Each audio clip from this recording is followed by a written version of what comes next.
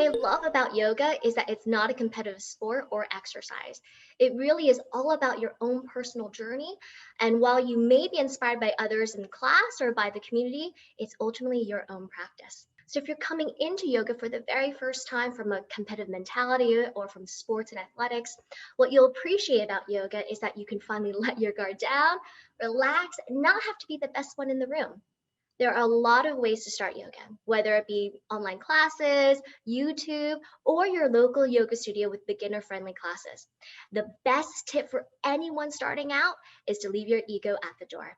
There are going to be shapes that require a lot of strength and flexibility on your part. So if you're coming in and you try to compete with others and push your body beyond what it is capable of, then you risk hurting yourself. While of course you always want to continuously improve, what you want to make sure is that you stay in tune with your body and know when something doesn't feel right. Don't keep pushing if you feel a sharp pain or an unusual discomfort.